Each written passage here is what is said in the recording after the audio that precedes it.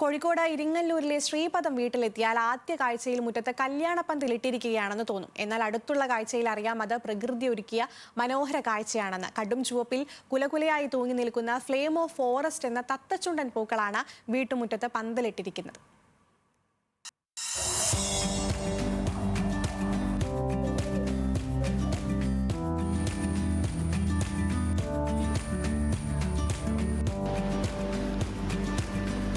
ഗവ arts college retired vice principal ദേവരാജന്റെ വീട്ടുമുറ്റത്താണ് മനോഹരമായ ഈ പൂപ്പന്തലുള്ളത്.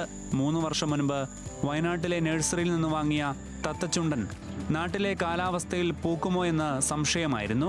എന്നാൽ നാടൻ വളപ്രയോഗത്തിലൂടെ 3-ാം വർഷത്തിൽ മുറ്റമൊന്നാകെ പന്തലിച്ച് വിസ്മയ കാഴ്ച തീർത്തു ഈ പൂക്കൾ.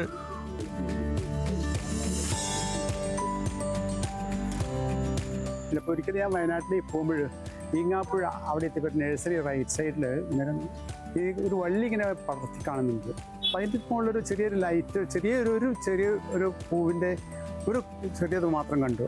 അപ്പോൾ എനിക്ക് ഈ ചെടികളൊക്കെ കളക്ട് ചെയ്യുന്നൊരു ഇതുള്ളതുകൊണ്ട് ഞാൻ അവിടെ ചോദിച്ചു. അപ്പോൾ തൈ എന്താ വെച്ചപ്പോൾ അദ്ദേഹം പറഞ്ഞു ഒരു തൈ ശരിയാക്കി വെച്ചിട്ടുണ്ട്, അത് ഉണ്ടാകുന്നുള്ള യാതൊരു ഗ്യാരണ്ടിയും ഇല്ല എന്ന് പറഞ്ഞ് ഞാൻ വലിയ വില കൊടുത്ത് വാങ്ങിക്കൊണ്ടുവന്നു.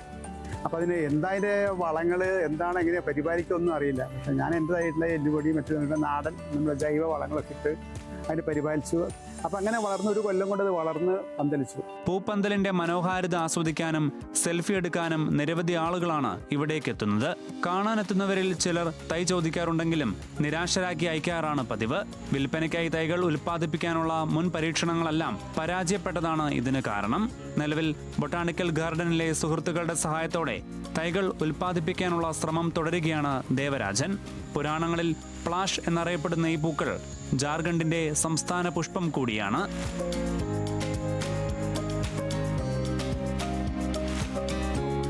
ന്യൂസ് മലയാളം, കോഴിക്കോട്.